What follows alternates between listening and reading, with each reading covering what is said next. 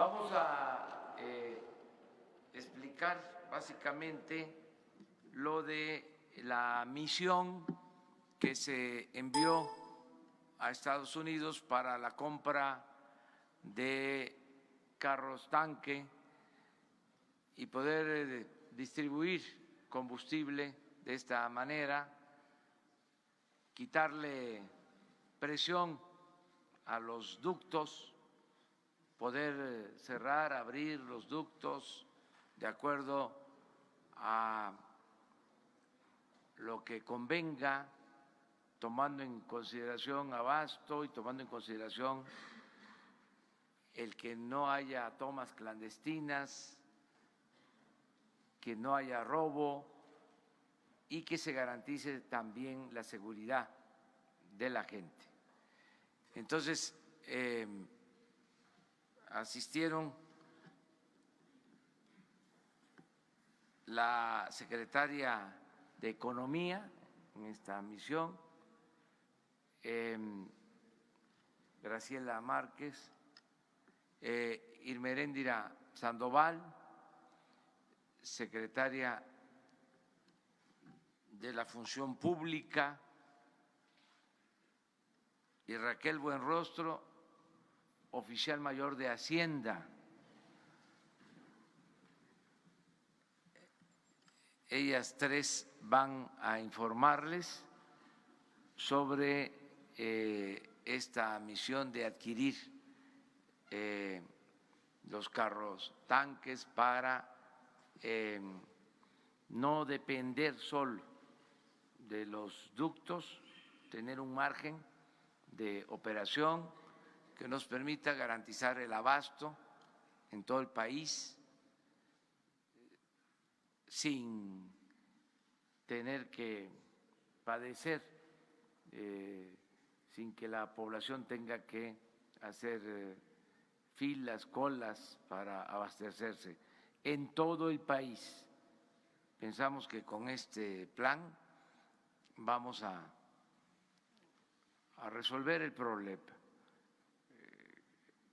Con este plan, acompañado de la vigilancia, acompañado de los programas de bienestar para la población, que den opción, que den alternativas a la gente.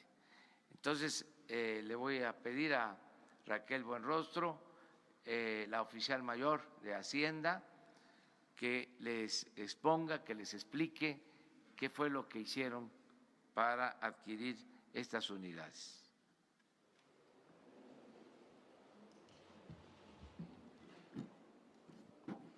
Gracias, presidente. Buenos días a todos.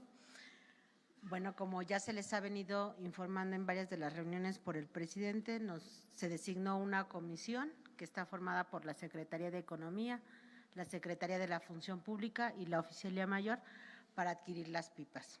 Ante la urgencia y necesidad que teníamos como gobierno de atender el problema de abasto de combustibles, eso justifica plenamente una adjudicación directa. Sin embargo, la decisión que se tomó fue hacer un proceso más competitivo, que se tradujo en dos acciones muy importantes. Nos pusimos en contacto con la Asociación Nacional de Productores de Autobuses y Tractocamiones Nacionales, pero también con la Asociación de Fabricantes de Autotanques de Estados Unidos. Además, se invitó vía remota a la participación de empresas de otros países. Por eso se decidió que la reunión fuera en Nueva York para que tuviéramos un poder de convocatoria más amplio. De ese proceso obtuvimos la determinación de ofertas que se pujaron en dos sesiones. Por lo tanto, obtuvimos ahorros significativos y más competitivos. El resultado final, cabe mencionar que fuimos acompañados también por personal técnico de Pemex y también por personal de III Servicios, que es una empresa filial de Pemex, a fin de que ellos nos ayudaran con toda la determinación de todos los requerimientos técnicos y a evaluar técnicamente las ofertas.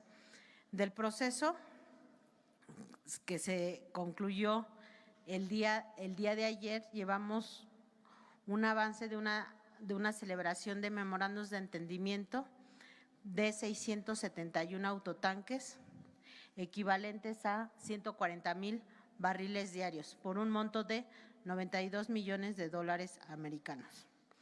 Los primeros autotanques, la siguiente, por favor. La siguiente, por favor.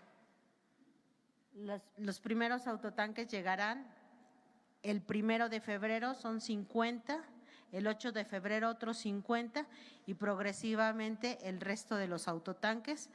En el cuadro se puede observar cómo vamos a estar abasteciendo los 671 autotanques desde la siguiente semana hasta el 29 de marzo. Eso es todo. Bueno, como comenzamos un poco tarde porque se prolongó la reunión de seguridad, ya abrimos la sesión de preguntas y respuestas. A ver, atrás, pues.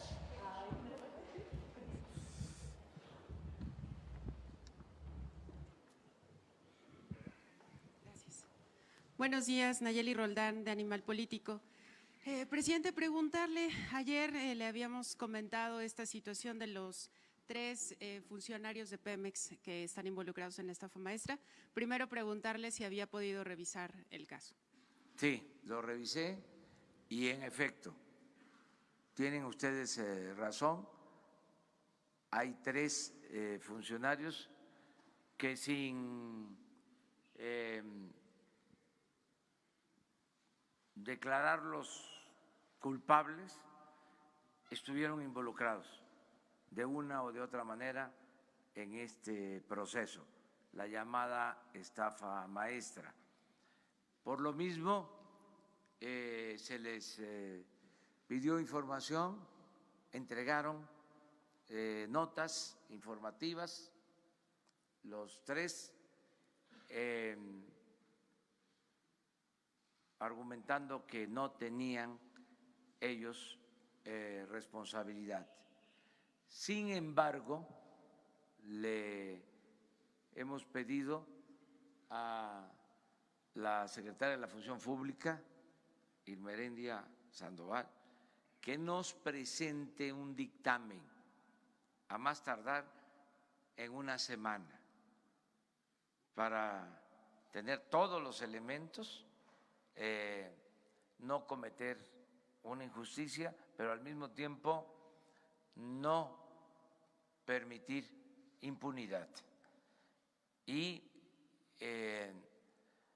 mantener como criterio que en el gobierno que represento, en esta nueva etapa, no van a ser contratados quienes tengan malos antecedentes, es decir, quienes tengan antecedentes de corrupción. No vamos a contratar a nadie que haya participado en actos de corrupción o haya omitido denunciar actos de corrupción. De modo que en una semana, aquí mismo, se va a dar a conocer un dictamen. Y aprovecho para convocarlos, porque ustedes representan a los ciudadanos, que todas las denuncias que se presenten que tengan que ver con corrupción se ventilen aquí de manera abierta, que nos ayuden y que nos ayude todo el pueblo para limpiar de corrupción el país. Justamente sobre eso, presidente, preguntarle cuál sería el estatus del resto de involucrados, porque solamente de Sede Sol hay 22 denuncias, como le había comentado ayer, desde 2015 y hasta 2018, pero también estamos hablando de más dependencias de gobierno, son 11 en total, y los involucrados pues incluso incluyen a los titulares de las dependencias. Entonces, este análisis que nos está informando también incluiría al resto de involucrados, porque en este caso solo nos dimos cuenta de los 3 de Pemex, pero… A todos, y los procesos que están en curso continúan. Se están investigando a todos. Sí, no hay impunidad para nadie.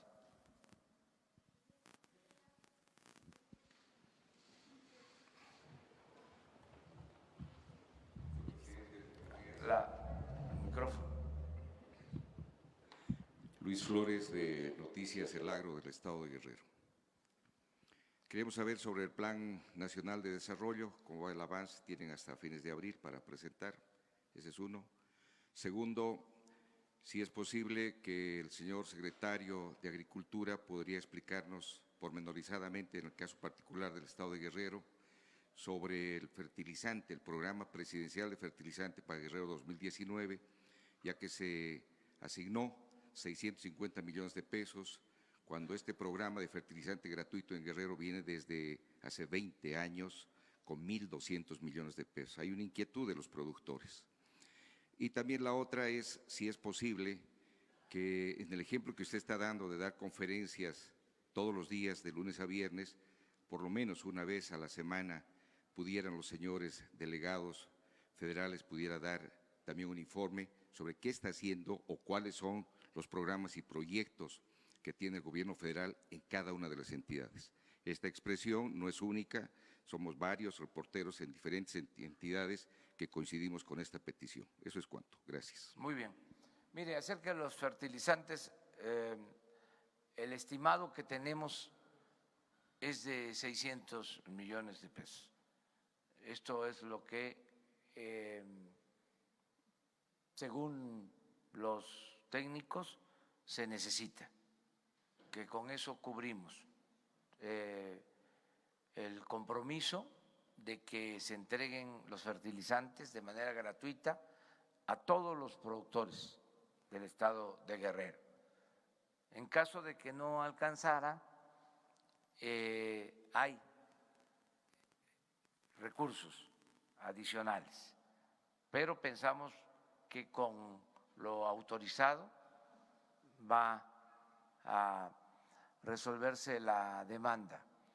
Vamos a cuidar mucho para que se aplique bien el fertilizante, porque hay también en esto corrupción.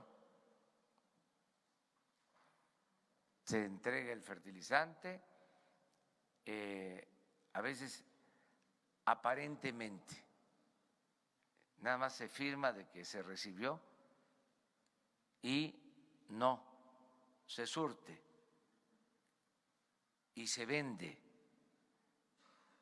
Eso es una práctica que vamos a eliminar por completo, pero tenemos que hacer llegar los fertilizantes a todos los productores de Guerrero. Es un compromiso que hicimos y se va a cumplir. Acerca de la información de los coordinadores, ellos pueden hacer lo propio. Les comento que así como nosotros nos reunimos todas las mañanas, así hay reuniones en todos los estados de las dependencias, sobre todo de los representantes de las secretarías encargadas de la seguridad pública. Se están reuniendo todos los días en los estados. Ellos nos están mandando información diaria de lo que está pasando en el país, pero tomamos en cuenta su propuesta. ¿Hiciste otra pregunta? Plan nacional.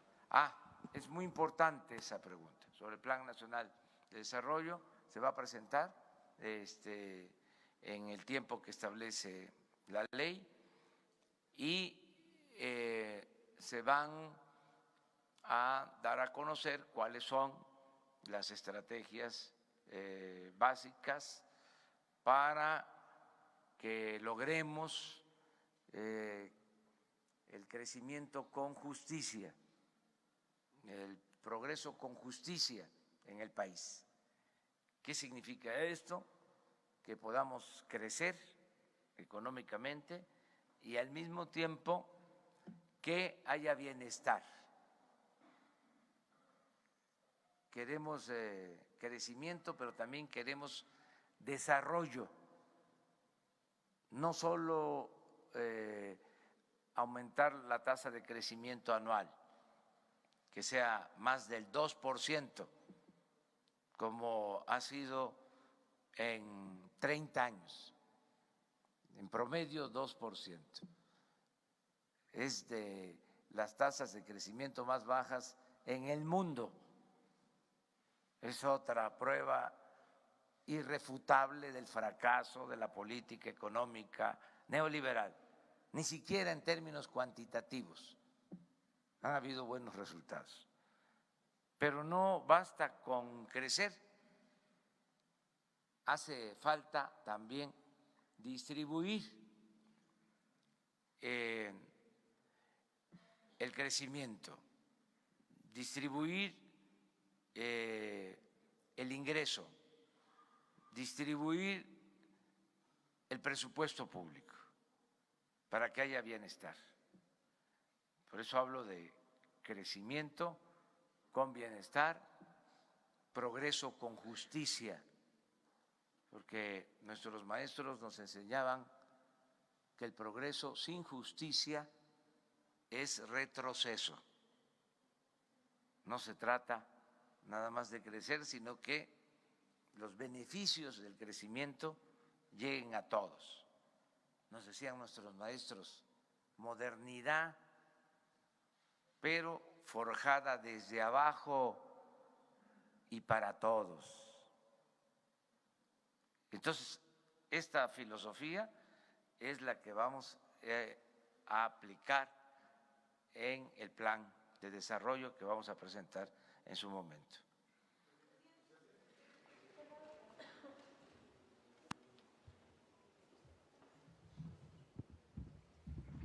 Buenos días, presidente. Vicente Serrano, de Sin Censura, desde Chicago.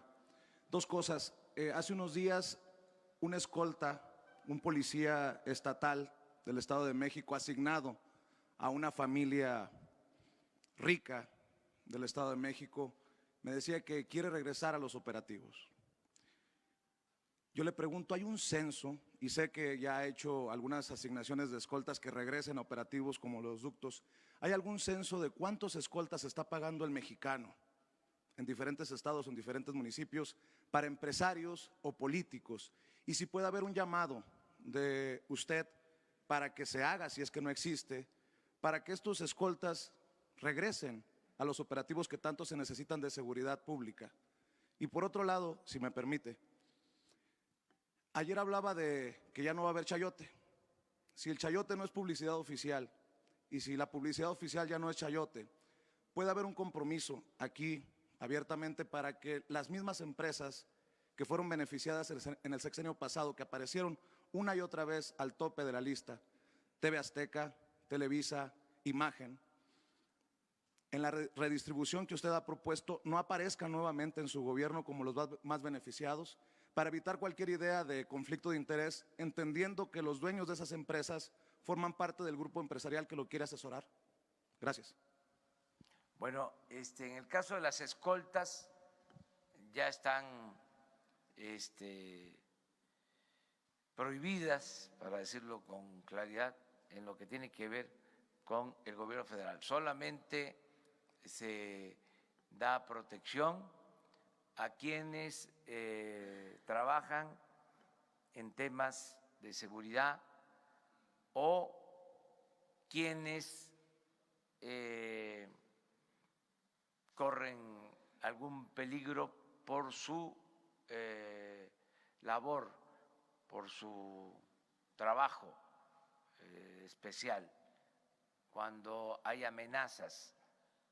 Es el caso de periodistas. Ahí tenemos que mantener la protección. Pero, señor presidente, perdón por interrumpirlo, en el caso de esta escolta que me llama desde Eso es el Estado de otra cosa. México, ¿Cómo hacer para que no se sigan pagando escoltas por el pueblo para empresarios? Eso en el caso del gobierno federal ya no existe, pero puede ser que se conserven en el caso de los gobiernos estatales, de los gobiernos municipales. ¿Qué puedo yo hacer? Un llamado a las autoridades locales de manera respetuosa para que no se utilicen policías, para que no se utilicen elementos de seguridad en la protección de hombres de negocios o políticos o de cualquier otra índole. Un llamado acerca de la distribución de los fondos para la publicidad. Van a ser transparentes, se están definiendo criterios que ustedes van a conocer, que se van a dar a conocer públicamente, se van a transparentar los recursos destinados a la publicidad gubernamental. Eso es lo que puedo comentarles.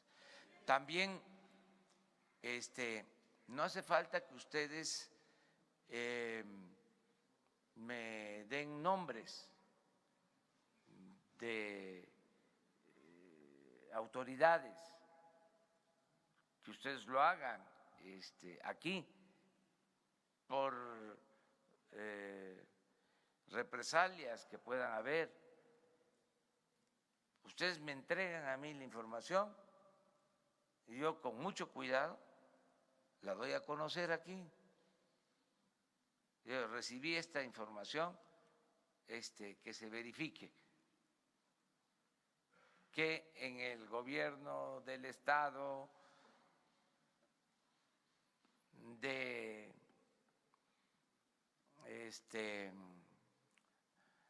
Francisco J. Mújica, ¿no?, que admiro tanto al general Mújica, o en la presidencia municipal, ¿no? Está pasando esto del estado Francisco J. Mújica. Yo doy a conocer aquí, ¿sí?, todo. Esto va a ayudar mucho. O sea, por ejemplo, ahora con lo del combate al robo de combustibles, ya aumentaron las denuncias, las llamadas, el aviso de las comunidades, de la gente que nos está apoyando. Eso es muy importante. Entonces, el que podamos hacer esto.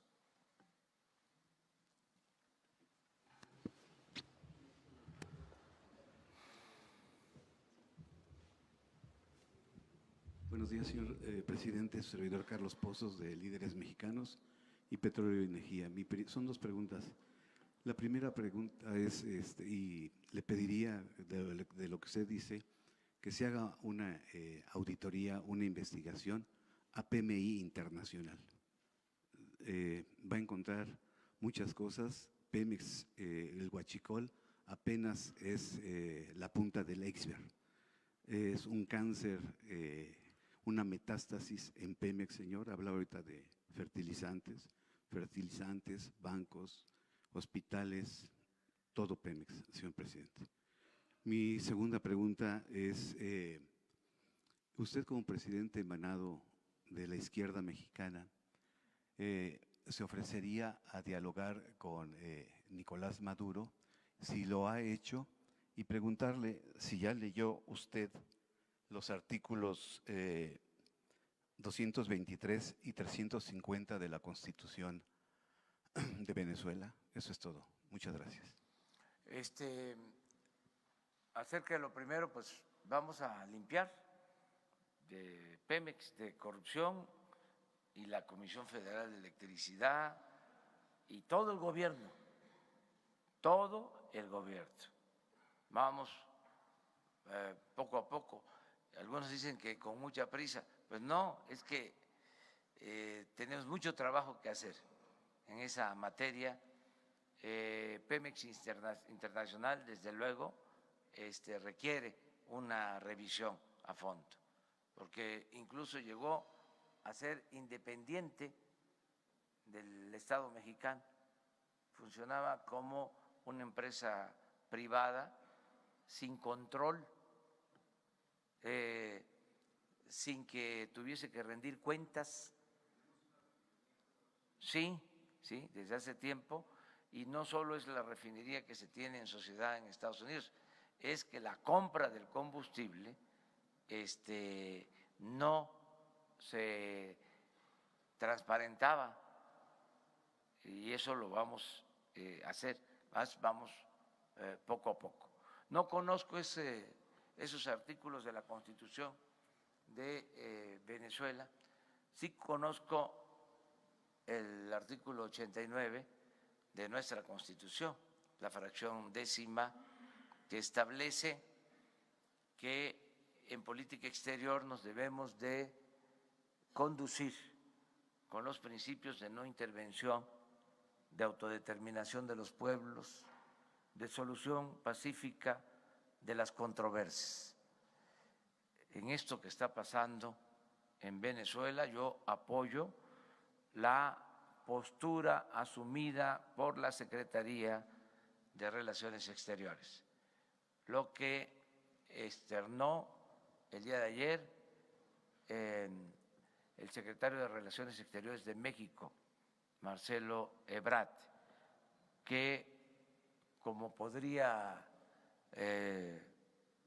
solicitarse una aclaración sobre esta postura, le pedí, ojalá que esté todavía por acá, que nos acompañara en la reunión de la mañana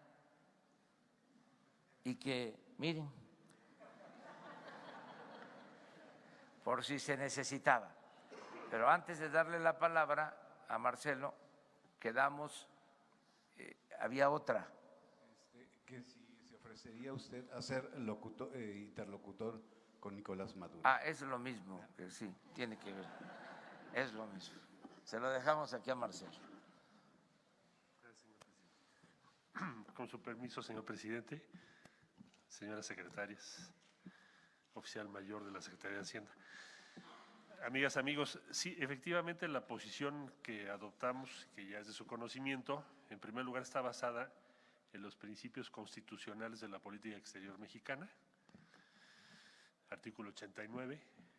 México no va a acompañar el desconocimiento, que por cierto lo que pasó ayer es algo que tiene muy pocos precedentes en cuanto a que se desconozca al gobierno de un país y se reconozca a otra autoridad al mismo tiempo de esa forma. Entonces México fijó una postura de conformidad con la Constitución. Nosotros no vamos a acompañar ninguna acción de esa naturaleza. Desde luego que nos preocupa la paz, los derechos humanos, las libertades, y coincidimos con la Organización de las Naciones Unidas, en primer lugar, respecto a que necesitamos hacer esfuerzos para reducir tensiones, evitar un escalamiento que lleva a la violencia y rechazar cualquier tipo de violencia política. También compartimos, y ayer tuvimos conversaciones con el gobierno del Uruguay, con quienes hemos sostenido posiciones similares en las últimas semanas. Nosotros no estamos buscando otra cosa más que el que se pueda avanzar hacia diálogo y paz. Coincidimos con Uruguay, pero también con otros países del mundo y sobre todo con la Organización de las Naciones Unidas. Entonces México va a seguir esa postura, en síntesis, no intervención y disposición a contribuir con nuestro granito de arena a cualquier proceso que lleve a paz y diálogo. Esa sería la posición mexicana. Entonces, si se le pide al presidente de México, ¿sí se intervendría? Aquí enfrente.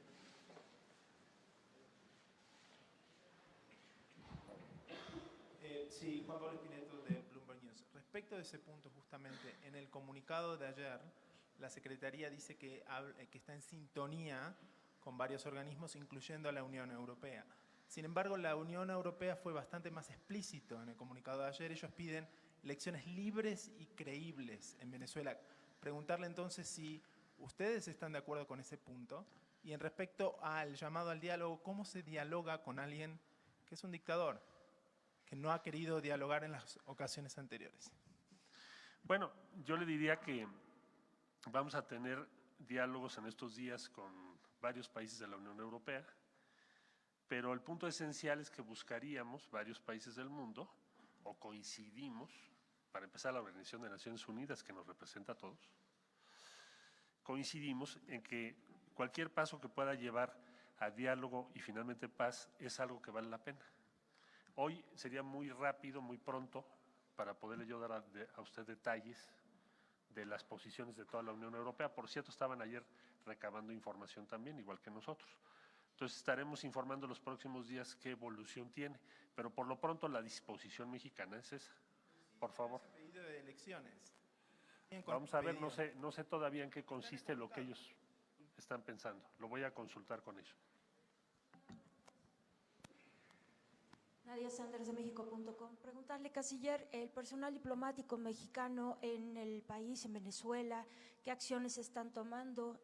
¿Cuántos mexicanos hay en Venezuela? Si hay alguna situación de riesgo en el país. ¿Y cuántas horas o días define usted que serán definitorias en el destino en el país, la situación en este país? Mire, México tiene, como usted sabe, un encargado de negocios, ya tiene tiempo así. Fue una disposición que se tomó en el gobierno anterior. Entonces tenemos nuestra representación diplomática abierta, funcionando para atender a todas y a todos los mexicanos que lo necesiten, así como para representar a México en ese país. Respecto a la segunda pregunta, bueno, es muy difícil saberlo, porque entraríamos ya en una especulación política. Lo que importa hoy por hoy es buscar, como lo señaló el secretario general de las Naciones Unidas, que se evite un enfrentamiento y violencia política. Y ojalá que pueda haber diálogo. Ahora eso no depende de México, claro. Por favor.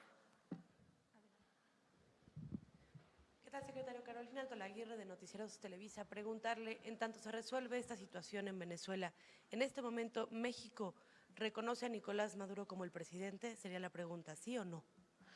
Nosotros tenemos relaciones diplomáticas con Venezuela y tiene un gobierno constituido y no vamos en este momento a proceder a romper relaciones o desconocer ese gobierno. Por allá, por favor. Buenos días, canciller Cihuatl Zúñiga, de Grupo ASIR. Me gustaría saber si México está en la intención, podría y querría ser como una especie de sede para pláticas por la paz en este tema de Venezuela. Bueno, no nos lo han solicitado, reaccionaríamos en función de ya algún planteamiento específico, por hoy no existe. Pero podría ser, México tiene la México lo ha facultad. sido tradicionalmente, es un país que siempre ha sido considerado como un punto en donde se pueden llevar a cabo conversaciones, pero hoy por hoy no existe ese planteamiento todavía.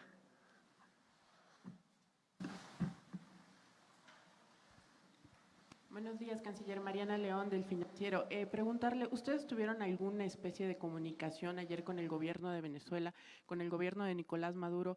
¿Qué se dijeron entre los dos gobiernos? Y también, no se tiene una cifra exacta de los mexicanos que están en Venezuela, entonces, y una más nada, el exhorto que hacen ayer al diálogo, ¿podría cambiar? ¿No se descarta que cambie entonces para pedir elecciones libres, que respeto a los derechos humanos? ¿Esto podría cambiar? Gracias. Siempre hemos planteado que nos interesa que se respeten los derechos humanos y las libertades, siempre lo hemos dicho. Y respecto a procesos políticos, pues primero tenemos que ver cuáles van a ser los planteamientos de Naciones Unidas y de otros países. Y no hemos todavía establecido ninguna relación, ni ayer tuve comunicación ni con el gobierno de Venezuela, ni con la oposición. Pero no lo hemos tenido. Y respeto a derechos bueno, humanos. Le comentaba yo que eso es uno de los temas que se van a dialogar en las próximas semanas. México va a estar muy atento a cómo evoluciona. Última pregunta, porque si no el presidente me va a decir que ya le deje su conferencia. A ver, tú por favor. Buenos días, Misael Zavala del Universal. Yo quisiera preguntarle, secretario, en cualquiera de estos dos escenarios de que Maduro siga como presidente de Venezuela o si logran derrocarlo junto con algunos gobiernos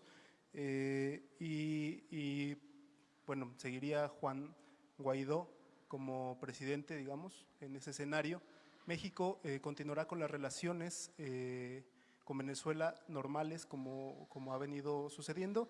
Y también para el presidente, no sé si me pueda contestar una pregunta, la Secretaría de Energía tiene abierta una investigación por la adjudicación de 3 empresas, a contratos a 3 empresas de las plantas de hidrógeno de las refinerías de Tula, Cadereyta y Madero.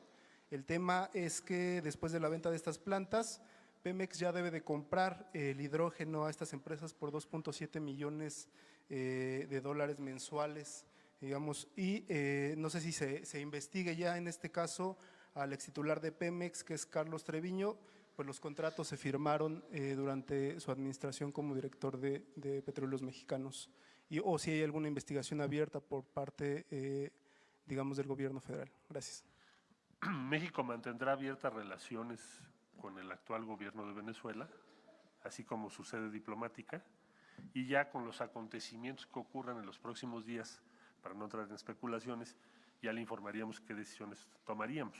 Hoy por hoy la decisión es esa, y segundo, tan nos preocupan libertades y derechos humanos que por eso pensamos y exhortamos a que haya un diálogo inmediato, que evite una escalada de violencia, como bien lo señaló el secretario general de la Organización de las Naciones Unidas, con quien coincidimos.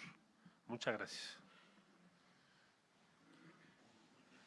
Bueno, en materia de política exterior, apego a los principios constitucionales, que por algo están vigentes. Es parte de la historia de la diplomacia mexicana, que siempre ha sido ejemplar, reconocida mundialmente, la diplomacia de México en momentos difíciles. Para no equivocarnos, lo mejor es ceñirnos a lo que establece la Constitución y poder conjugar en armonía 4 principios básicos que están en la Constitución sobre esta materia. No intervención, autodeterminación de los pueblos, solución pacífica de las controversias y respeto a los derechos humanos. De la conjunción de estos principios se desprende la actitud del nuevo gobierno de México en este tema y en otros. No es que estemos a favor o en contra, estamos por el cumplimiento de los principios constitucionales. Respeto absoluto, estricto a estos principios. Puede ser que a grupos, personas, gobiernos no les guste, pero eso es lo que establece nuestra Constitución y hemos protestado respetar esos principios constitucionales. Entonces, por ahí nos vamos a ir. Y no vamos a entrar en especulación no queremos confrontación, no queremos pleito, queremos llevar una relación de amistad con todos los pueblos y con todos los gobiernos del mundo. Acerca de la investigación por estas plantas, vamos a solicitar toda la información a la Secretaría de Energía y les vamos a dar a conocer en qué situación se encuentra esta compra, esta adquisición, este contrato. Me comprometo a eso. Mañana les damos ya una nota al periódico Universal sobre este tema. Como ya tenemos que irnos porque vamos a Huachinango y luego a Tulancingo, allá podemos seguir hablando, si les parece.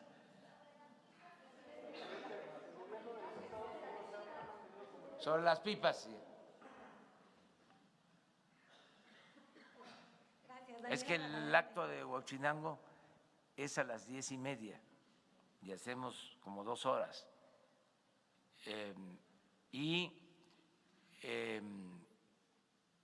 Como a las 2 es el de Tulancingo, porque en la tarde, noche, se instala el Consejo Nacional de Seguridad. Tenemos aquí una reunión con gobernadores y con funcionarios que tienen que ver con la seguridad pública. Sí, muchas gracias, presidente. Daniela Barragán de Sin embargo. Algunas organizaciones civiles vieron con preocupación que se compraran las pipas sin licitar. Y pues bueno, una de las empresas proveedoras de los autotanques viene desde tiempos de Fox sin pasar por una licitación. Ahora con la emergencia lo vuelve a hacer. Según los datos abiertos, el gobierno federal ha tenido que pagar 233.656.000 pesos a otras empresas para rehabilitar, reparar y corregir piezas que se le compraron originalmente a la empresa Detroit Diesel Allison, que ahora figura entre las proveedoras de los autotanques. Entonces, mis preguntas serían, se entiende que había una emergencia, pero ¿qué piensan hacer para cumplir con la promesa de licitar y transparentar las compras? Y si ya se están trabajando en algunos mecanismos, ¿y cómo evitar que empresas que en el pasado ya se vieron de alguna manera beneficiadas no repitan en su sexenio con más contratos y este tipo de prácticas? Gracias. Se cuidaron todos los procedimientos, por eso la comisión se integró, se les pidió que tuvieran cuidado con las empresas, que fuesen empresas serias, caracterizadas por la honestidad, que se actuara con honradez. Cuando se terminen de firmar todos los contratos, la misma comisión va a informarles a ustedes ya cómo quedaron los contratos y qué características tienen cada una de las empresas. Yo avalo esta compra porque le tengo plena confianza a quienes fueron en esta misión a adquirir los autotanques, mujeres inteligentes y sobre todo honestas, mujeres con convicción. Son 3 servidoras públicas ejemplares, nada que ver con malandrines que ocupaban cargos en otros tiempos. Ellas son gentes honestas, mujeres excepcionales del servicio público. Entonces, para que no quede nada de duda, de todas maneras vamos a seguir informando, ¿sí?, sobre los contratos, las características, lo que les preocupa sobre esas empresas, ¿sí?, la seriedad de esas empresas, todo. Además, les vamos a dar a conocer más elementos de cómo, a pesar de que se compran estas unidades en Estados Unidos, pues la mayoría se fabrica en México, es en beneficio también de la industria automotriz del país, de los trabajadores del país, darles a conocer también que se hizo una solicitud a la Canacar, pero nos atendían la demanda a partir de marzo, empezaban a entregarnos. Imagínense el tiempo. Para nosotros ahora es importante, fundamental. Siempre es importante el tiempo, más en una circunstancia como la que estamos viviendo. Ya tenemos, por otro lado, 700 operadores contratados que pasaron exámenes. O sea, ya tenemos a los operadores para que se hagan cargo de estas unidades. En fin, ya vamos a atender el problema. Son 140,000 barriles, pero en un viaje, y podemos utilizar unidades para 2 viajes, lo cual nos permitiría ya tener los 200,000 barriles, pero queremos seguir avanzando para tener con solo un viaje los 200,000 barriles, que también eso es importante. Vamos a seguir adquiriendo estas unidades de entrega inmediata hasta lo que se pueda conseguir con entrega a marzo. Ya después ya no nos funcionaría. Pensamos que si se adquiere de ahora a marzo, en estos 2 meses, nos va a ayudar mucho. Bueno, nos vemos entonces mañana.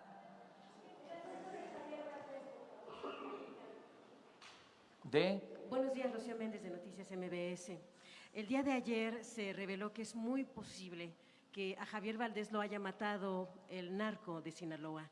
La familia le pide al gobierno de México que en particular se exhorte a la Fiscalía ahora que su Fiscalía encargada de delitos contra la libertad de expresión tome en consideración este vertiente. ¿Cuál es la exhortación? ¿Qué piensa usted, presidente? Pues le vamos a pedir a la Secretaría de Gobernación, Alejandro Encinas, que nos presente un informe y mañana hablamos de este tema de Javier, el asesinato de Javier, ¿sí? Y la investigación y la búsqueda de responsables y castigar a autores materiales e intelectuales de este crimen, a este periodista de Sinaloa. Gracias.